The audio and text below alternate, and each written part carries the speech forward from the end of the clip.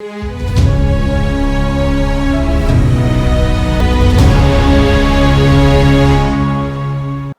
दोस्तों, राजनीति की बातों में आपका स्वागत है। मैं हूं आपका दोस्त धर्मेंद्र कुमारी। दोस्तों, भूले बिसरे नेताओं की कहानी में आज हम बात करेंगे पुंडरी हलके के 4 बार विधायक और हरियाणा विधानसभा के स्पीकर रहे चौधरी ईश्वर सिंह जी के बारे में। दोस्तों, जो लोग राजनीति में हैं या जो लोग राजनीति में दिलचस्पी रखते हैं वो जानते हैं कि एक बार विधायक बनना कितना मुश्किल काम है। लेकिन अगर कोई 2 बार विधायक बन जाए तो ऐसा लगता है कि कोई बहुत बड़ा सपना सच हो गया है। लेकिन चौधरी ईश्वर सिंह वो विधायक थे जिनको 4 बार पुंडरी हलके के लोगों ने अपना नेतृत्व करने के लिए विधानसभा में जिताकर भेजा। हरियाणा विधानसभा के वो स्पीकर भी रहे। लेकिन सोचने वाली बात यह है कि दोस्तों कि चौधरी ईश्वर सिंह में ऐसी क्या खूबियां थी जो पुंडरी हलके के लोगों ने उनको 4 बार जितवाया।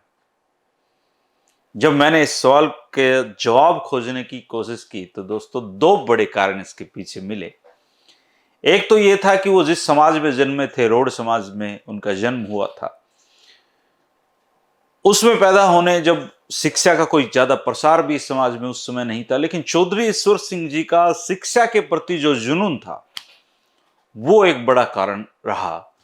और दूसरा कारण उनका स्वभाव था। दोस्तों, जो चौधरी ईश्वर सिंह जी के पास एक बार बैठ गया वो चौधरी साहब का हो गया। इन 2 गुणों ने उनको जीवन में वो बुलंदियां दिखाई दोस्तों, जिनकी एक ख्वाब आदमी देखता है। वो सारे ख्वाब चौधरी ईश्वर सिंह के इस जन्म में पूरे हुए।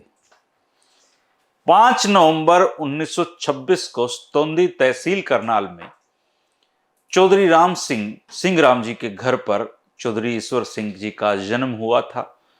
और 1926 की बात है दोस्तों, और वो जब स्कूल जाने लगे तो पढ़ाई का ऐसा जुनून उन पर सवार हुआ कि वो जीवन भर कभी नहीं उतरा। करनाल, रोहतक, मेरठ, पानीपत से उन्होंने प्राइमरी से लेकर टीचर ट्रेनिंग तक की पढ़ाई की और फिर सरकारी स्कूल में टीचर नियुक्त हो गए, वो अध्यापक लग गए। और बताते हैं कि साइकिल पर ही वो स्कूल उनका आना जाना होता था। लेकिन 1 घंटा स्कूल में पहले जाना और 1 घंटा देरी से आना उनकी एक रूटीन की आदत थी, रूटीन वर्क था। वो ताउम्र ट्यूशन के खिलाफ रहे। वो कहा करते थे कि जो ट्यूशन पढ़ाता है वो इस पेशे का अपमान करता है। वो ये भी कहा करते थे कि टीचर कभी रिटायर नहीं होता है, उसकी ड्यूटी मरते दम तक चलती है। पुंडरी हलके के बड़े ख्यालों वाले एक इंसान होते थे अंतराम जी, और दूसरे गणमान्य लोग कोल में एक स्कूल खोलना चाहते थे ताकि वहां के बच्चे भी पढ़ाई कर सकें, जीवन में कुछ बड़ा कर सकें। इसके लिए उनको मास्टर ईश्वर सिंह जैसा अध्यापक चाहिए था जो स्कूल को संभाल सके। वो उनसे इस बारे में बात करने गए तो उन्होंने एक झटके में अपनी सरकारी नौकरी छोड़कर स्कूल चलाने के लिए हामी भर दी। और उनका यह कहना था कि अगर मैं कहीं अपने क्षेत्र के बच्चों के काम आ सकूं तो इससे बड़ी कोई बात नहीं होगी। कोल के स्कूल ने मास्टर ईश्वर सिंह जी के नेतृत्व में बहुत तरक्की की, बहुत सारे बच्चे पढ़े, बड़े आदमी बने। और आपने अगर उनके स्कूल में पढ़े हो तो आप खुद भी बता सकते हैं। मास्टर ईश्वर सिंह जी का नाम तब बच्चे से लेकर बड़ों तक की जुबान पर रहने लगा। जो भी पेरेंट्स उनसे मिलता वो उनका मुरीद हो जाता था।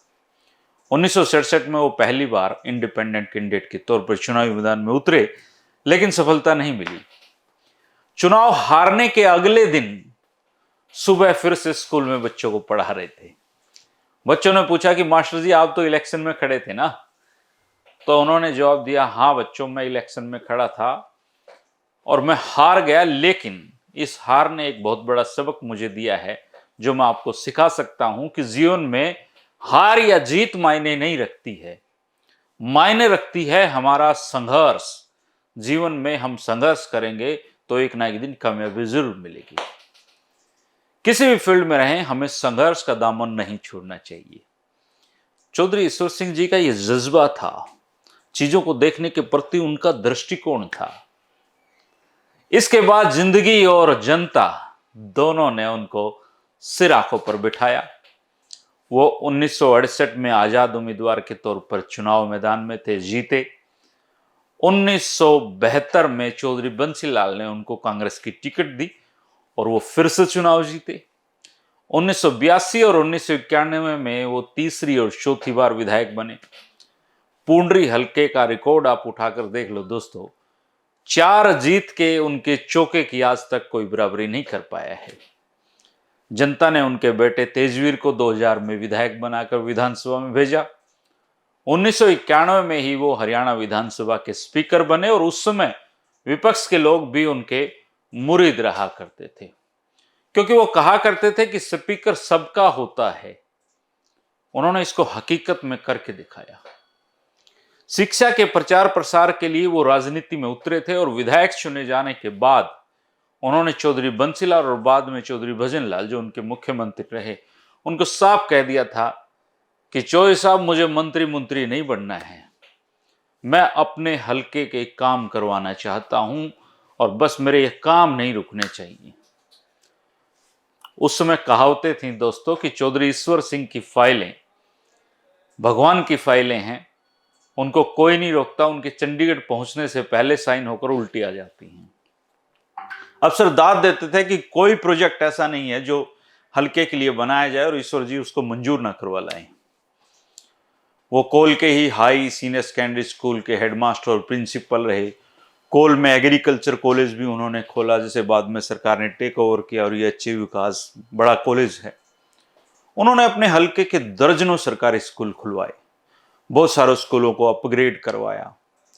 खुद अपने कार्यकाल में उन्होंने 5 डिग्री कॉलेज पूंडरी हल्के में खुलवाने का काम किया दोस्तों, जो एक बहुत बड़ा काम था। बहुत हजारों बच्चे उनकी वजह से इस क्षेत्र में शिक्षा ग्रहण कर पाए। करनाल में रोडों की भव्य धर्मशाला को बनाने में उन्होंने अपना अहम योगदान दिया। वो पब्लिक अकाउंट्स कमेटी के चेयरमैन रहे, प्लानिंग बोर्ड के डिप्टी चेयरमैन रहे, जो कैबिनेट, जो डिप्टी मिनिस्टर का एक रैंक होता है उसके बराबर होता है। वो अपने बेटे तेजवीर को भी यही कहकर गए कि राजनीति कोई पैसा नहीं है, राजनीति सच में सेवा ही है, अगर कोई समझे तो। और जिन लोगों ने, जिन नेताओं ने राजनीति को पैसा बनाया है, कारोबार बनाया है, पैसा कमाया है, अंततः लोगों की नजरों में वो लोग गिर जाते हैं। ये उनका सोचना था दोस्तों, ऐसा वो सोचा करते थे और ताउम्र उन्होंने इसको निभाया भी। इमरजेंसी में बहुत सारे लोग उनके घर पे रहे गिरफ्तारी से बचने के लिए, इस तरह का कलेजा उनके पास था। 10 फरवरी 1998 को वो इस संसार को छोड़ गए दोस्तों, लेकिन आज भी उनके कामों को उनके हल्के के लोग याद रखते हैं। शिक्षा की जो अलख वो जगा कर गए थे, उनकी वजह से रोड समाज जिसमें वो जन्मे थे, उनका भी शिक्षा के प्रति दृष्टिकोण बदलने में उनका अहम योगदान है। आज रोड समाज भी मुख्य धारा में शामिल है, यहाँ के बच्चे भी अफसर बनते हैं। तो ये थी दोस्तों ईश्वर सिंह जी की कहानी, और इस कहानी के माध्यम से उनको श्रद्धांजलि देने की एक मेरी छोटी सी कोशिश। आपने कभी ईश्वर जी का नाम सुना हो या आपकी जिंदगी का कोई तजुर्बा उनको लेकर हो, तो आप जरूर कमेंट करें दोस्तों। आप भी ऐसे नेताओं के बारे में कोई जानकारी रखते हो तो कमेंट करना मत भूला करें। किसी खास भूले बिसरे नेता के बारे में आप मुझसे जानकारी चाहते हैं तो उस नेता के बारे में थोड़ी डिटेल्स कमेंट बॉक्स में लिख दिया करो।